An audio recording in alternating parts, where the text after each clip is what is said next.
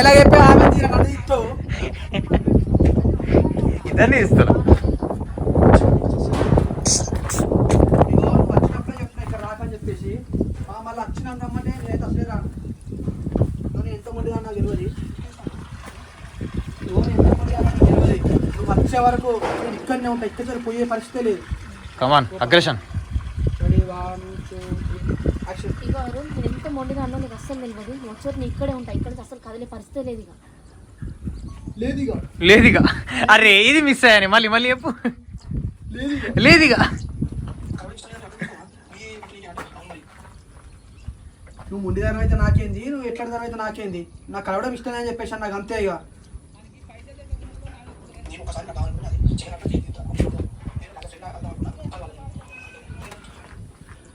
ఇగో